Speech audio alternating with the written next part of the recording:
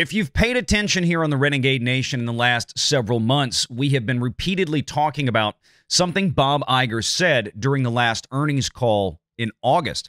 The next one is coming up just shy of a month from now on November 17th. Of course, we'll be covering that live right here on Valiant Renegade as well. Moderation in demand. That's what Bob Iger calls softening attendance in theme parks.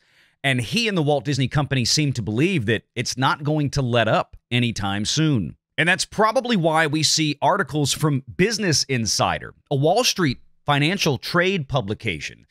Family spent $2,677 for a day at Disney, but Universal Studios was better and cheaper. See, Disney is pricing the average American family right out. And I don't know if they fully understand that yet. I think Disney is somehow still lost in their own gaslighting. I think they believe their own lies that they are still the best, the biggest, and the greatest thing on earth. Meanwhile, places like Universal Studios are set to open. Epic Universe in Orlando, Florida, now for Memorial Day weekend in 2025. They're going to be going head-to-head with the Walt Disney Company all next summer, and I can't wait to see who wins that battle, at least on an adjusted basis for capacity. But as of right now, Wall Street is very concerned about Disney's forward momentum when it comes to the biggest cash machine that they have, theme parks.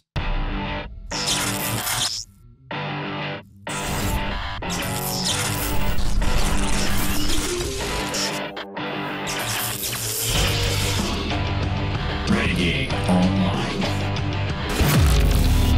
So what about the parks and experiences, guys? What about that? Disney World fans say that menu prices at the new dining spot are obscene. I'm not going to read this whole article. I don't care what the new spot is. I'm showing you the headline here because this is a growing problem for Disney. I am seeing more and more and more and more and more and more of these headlines and these articles every day, every week, every month.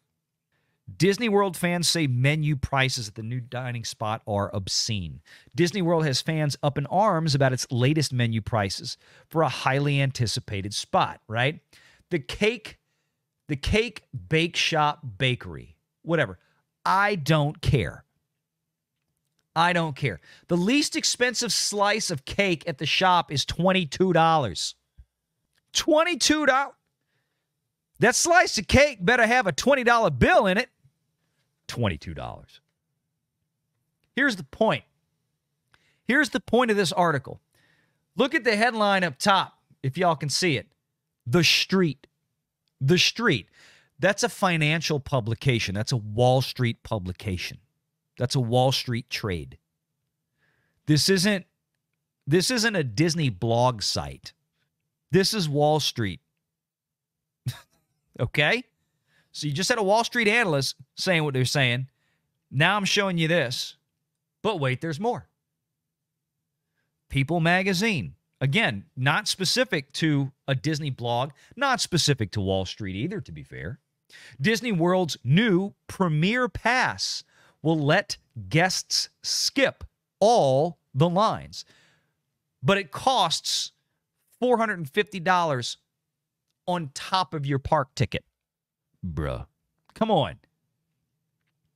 The Lightning Lane Premier Pass will launch soon in Florida and California with a very limited number available. Again, this is one of these things where Disney is, I get it. I'm a capitalist. I'm a free market guy. I'm a businessman, right? I understand. You want to price your product as high as you can and have people still buy it. Or at least understand the relationship between the price elasticity of the product that you are offering compared to your target market size. So they're going to offer limited numbers of passes, okay? And let's say that that's 1,000 or 2,000 or 3,000 of these passes per day, right? Because you can get what? You can get 20,000 people in a Disney park every day or something like that. What it might be more. I have no idea. I'm bad. I have no idea what the capacity is. But let's say that they sell these $450 tickets on top of the park ticket to 10% of the guests every day, right? Because if you sell them to everybody or you make them unlimitedly available to everybody, then everybody's going to have them, and then they're all going to be worthless because then everybody's going to be skipping the line, which means there's still a line. So it doesn't work. So I get that, right? But it's yet another complaint out there for the increase in Disney's prices and how they're catering to more and more and more wealthy individuals rather than Joe Average, which is what Walt anticipated, okay? But the Lightning Lane Premier Pass, it's a golden ticket for the rich, $450 per person before tax, depending on the date and which park.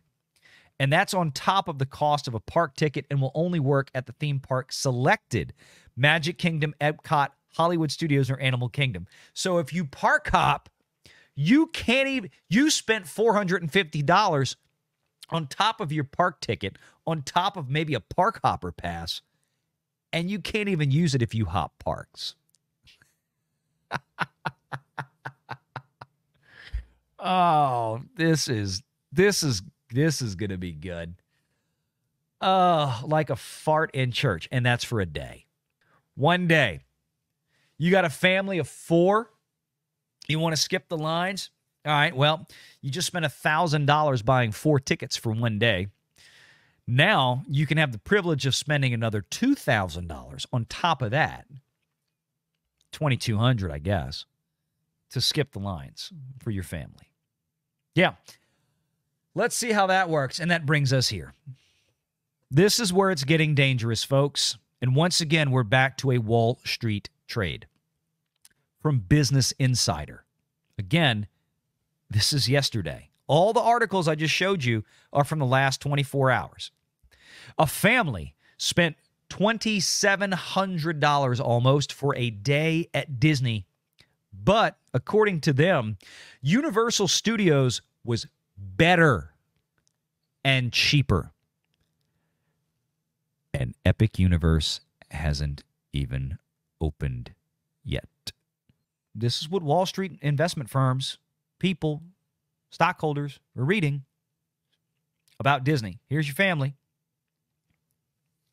My family of 6 spent almost $2,700 for a day at Disneyland and just under $2,000 for a day at Universal Studios. So about almost a $700 difference. We're talking about that Disney was 35% more expensive than Universal in California. The entertainment and line skipping passes at Universal were incredible for our family. We were able to go on every ride at Universal, which was also a huge park. My family of 6 recently visited both Disneyland and Universal Studios Hollywood. One day at Disneyland cost us $2,677, $479 for a one-night stay at a nearby hotel, plus parking, $544 for meals and snacks, and $1,654 for 6 park tickets, including $180 for line skipping services and $390 for the option to park hop from Disneyland to California Adventure. That would not, one Lightning Lane pass or one Lightning, whatever the hell we just covered, that's not this. $450 a ticket, right? That price is about to go way up. Our day at Universal came to $1,990. $289 for a one-night stay at a nearby hotel, plus parking, $219 for meals, 40% of the cost, almost 60% less, thereabout, 55, let's call it, percent less than Disney for meals and snacks, $1,482 for 6 park tickets, including $882 for the base ticket and $600 for line skipping. Look at the base ticket, and that's the key. right? $882 for the base tickets to go to Universal.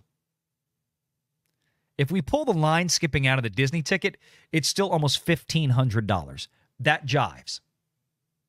Because I was in Disney in Florida earlier this year. I didn't go walk into a park, but I went to Universal. I saw what the Disney ticket prices were, and I saw what the Universal ticket prices were. That jives. And let me tell you, I had a whole hell of a lot more fun spending 4 days at Universal than even 5 seconds at the Walt Disney World. Okay? No, thank you. No, thank you. Again, here we go. More value at Universal. The food at both parks wowed us. Of course, what wowed them the most was the fact that the food that they loved at Universal, apparently as much as Disney, cost less than half as much. Disneyland had great options for character dining. Then all-you-can-eat Pizza Inn buffet is full of breakfast staples our kids love, and we got to meet characters like Minnie, Winnie the Pooh, Tigger, and Pluto. Who cares? We weren't thrilled with the meal's $256 price tag, especially because no one in our family visited the buffet more than once. We also love visiting Tiana's Palace, Cafe Orleans, went to the restaurants, but at Universal, they went to the Wizarding World of Harry Potter, sharing frozen butter beers, breakfast pastries, and candy under the castle, which cost $44. And yeah, for 6 people, that's great. That is great. It is a lot cheaper to eat there. We ate lunch at Toadstool Cafe in Nintendo World for $83. For dinner, we spent $90 at the Three Broomsticks to share a great feast. And let me tell you what, again, for 6 people, $90, that's not bad. And the Three Broomsticks has great food. I've eaten there plenty of times myself personally. Both parks provide entertainment, great entertainment, but Universal has one show that Disney can't compete with. Yep, Waterworld that they have out there. It is a really cool show, I've heard. They don't have it in Florida, I don't think.